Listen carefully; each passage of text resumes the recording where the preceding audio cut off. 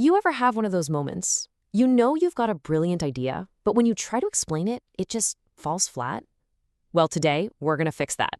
We're diving into the absolute gold from one of MIT's most legendary lectures, Professor Patrick Winston's masterclass, How to Speak. And trust me, this isn't just about giving a speech. It's a blueprint for communication that could literally change your entire career. Winston starts with this bombshell of a quote that just turns everything we think we know about success on its head. He said, "Your success in life will be determined largely by your ability to speak, your ability to write, and the quality of your ideas, in that order." I mean, just let that sink in for a second. The quality of your ideas comes third. That's a wild thought, right? It means how you share your idea is actually more important than the idea itself, at least at first. So if communication is really that important, how do we get good at it? Well, here's the good news. According to Winston, it's not some kind of magic you're born with. Not at all. He was convinced that being a great speaker is a skill you can learn, and he boiled it all down to a super simple and honestly really encouraging formula.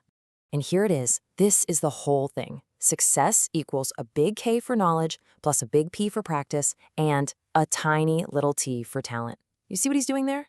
He was so clear about this. Raw talent is the least important part of the whole equation. And that's fantastic news, right? It means being a great speaker isn't some genetic lottery. It's something you can build brick by brick. To really hammer this point home, Winston used to tell this hilarious story. He joked that he was a better skier than Mary Lou Retton, the Olympic gold medal winning gymnast. And you're thinking, how is that even possible? Well, he had the K, he knew how to ski, and he had the P. He'd practiced for years. She just had incredible raw athletic talent.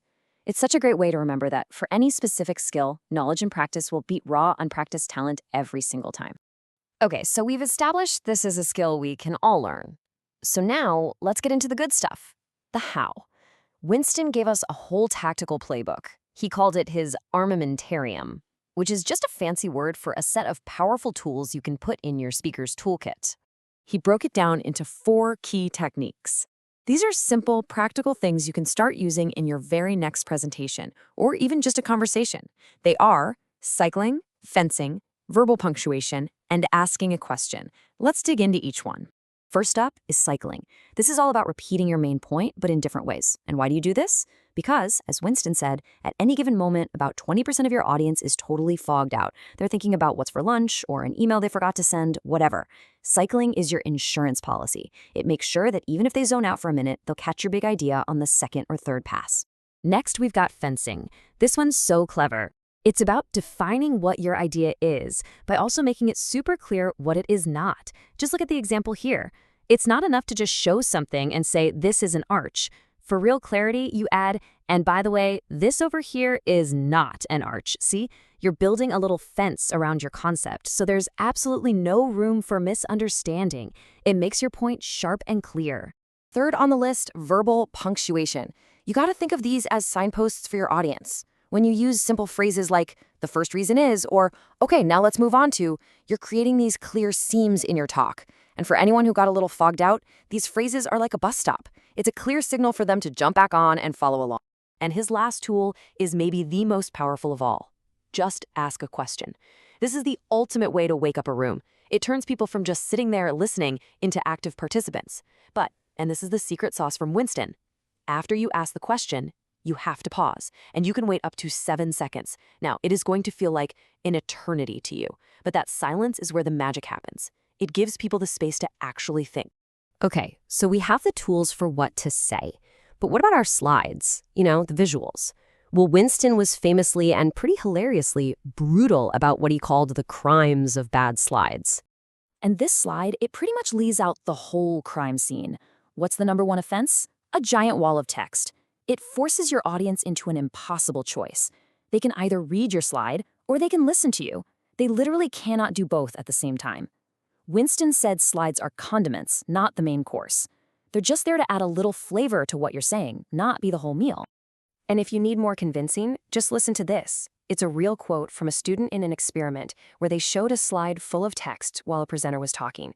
The student said, "I wish you hadn't talked so much. It was distracting." Just think about that. Your slides are so jam-packed with words that your own voice, the main event, becomes a distraction. That's a disaster. So how do you avoid committing this crime against communication? Winston's fix was just brilliant in its simplicity, a 40-point minimum font size.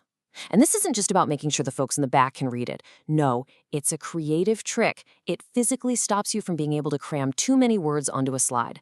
It forces you to be clear and to the point. All right, let's talk about the final piece of the puzzle, the two moments in any talk that matter more than anything else, the beginning and the end. If you can nail these two, you're already halfway to a fantastic presentation. So how should you start? Winston's advice was simple. Forget the awkward opening joke. Just don't do it. Instead, start with what he called an empowerment promise. Right from the get-go, you tell your audience exactly what they will know, or even better, what they will be able to do by the time you're done. This immediately tells them why they should bother listening and gives them a real reason to care. Now for the ending. Winston argued that the absolute, hands-down, worst way to finish a talk is with a weak, quiet little thank you. And why is that so bad? Because it kind of suggests they did you a favor just by sitting there, that they only stayed out of politeness. It just sucks all the energy and power out of your final, most critical moments. So what's the alternative? This is so good.